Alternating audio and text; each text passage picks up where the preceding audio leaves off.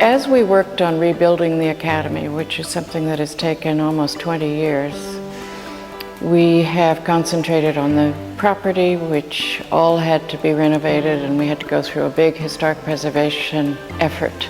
We had to go about endowing the fellowships and raising everything up, raising the quality of everything up. And you got the feeling that all the boats were rising with the harbor, with the tide. And that was a wonderful thing, except the food.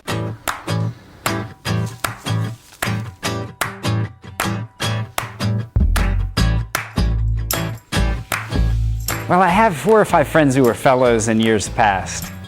They all told me, it's going to be a great year, you're going to learn a lot. Paradoxically, you're going to eat terribly. You didn't know what you were getting into from one meal to the next. Half-frozen turkey cutlets. Except for the food, which someone said was terrible. Things you can't identify. Ciphered horror stories. Old, reheated, soggy pasta. Things have changed.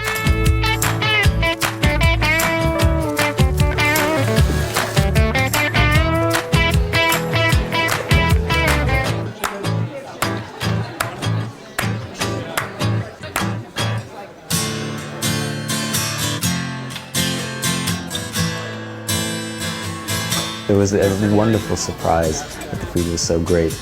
And it turns out that because we have such a treasure here, we've been able to open up our doors for friends and people that we meet in Rome.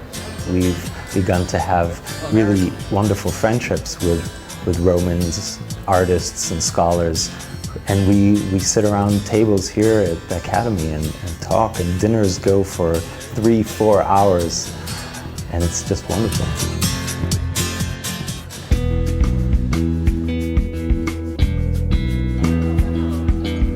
One might say, well, food is frivolous, food is not important enough for the director or the president to be worried about. And maybe that had been a bit the attitude.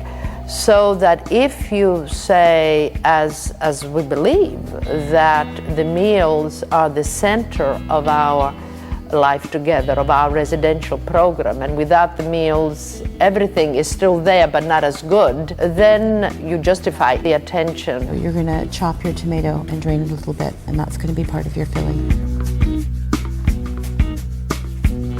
To come here as a fellow and practice your art and not have the food cohere with that, and not have the food be part of that experience and part of what it is to be Italian and live in Italy just seems so odd to me. And so the project, I think, is the logical, crucial aspect of the Academy that hasn't existed. And we were very fortunate to have the support of Alice Waters of Chez Panisse. I've always been a huge admirer of hers, and in the back of my mind, I've always wished that Alice could come to the rescue of the food, because I loved everything about her approach. And also, it's so Italian. She said, sure. And then she said, by the way, I'm not interested in coming and just making the food more appetizing.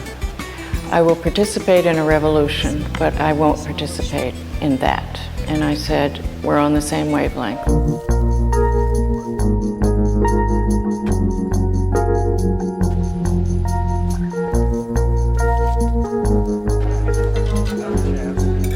Creating a model for sustainability. This is very important to me, and I've always known this, and it just needs to be figured out. And one of the things we want to create in this model is how to self-subsidize. How can we fund ourselves? And it's also important that we develop it as a model. What pieces are essential to a project like this so that we can help other institutions in the United States create a similar sustainable food program.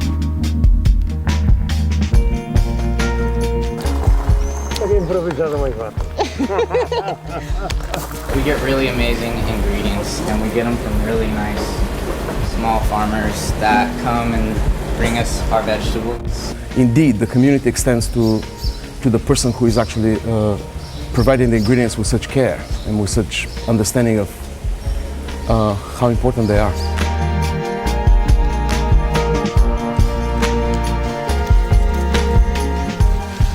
Everything that's ripe in the garden is what we're cooking in the kitchen. I want them to make that connection and to come out here and pick it themselves. We're trying to keep it regional, we're trying to keep it local, and we're trying to keep Roman food.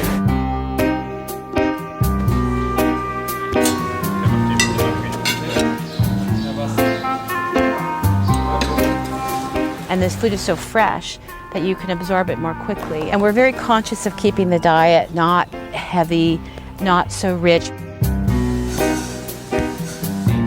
It just makes us look at food differently because here every meal is just, it's a performance.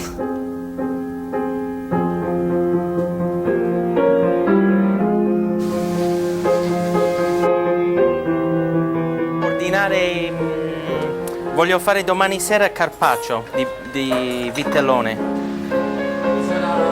Sale.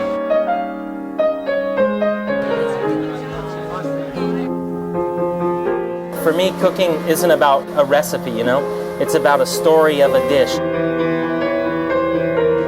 It's never the same. You're constantly evolving and constantly evaluating something.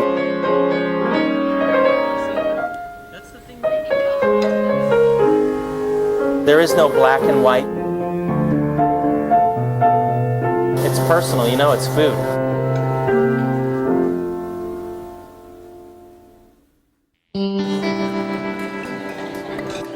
It has become the great assembly point and the great hub of our life here in Rome. It really has fostered the great conversations that happen here because we talk across disciplines, and that's really special. And you might sit down next to an astronomer or a historian or a biologist, and that's just a phenomenal environment.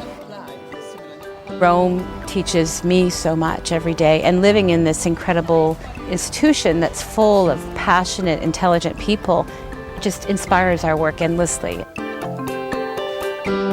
The goal for the Academy is to get all these people, all these brilliant people who are at the top of their field, and these ideas are exchanged at the table. That the food isn't the star, that they're the stars, but it's the table that brings everyone together.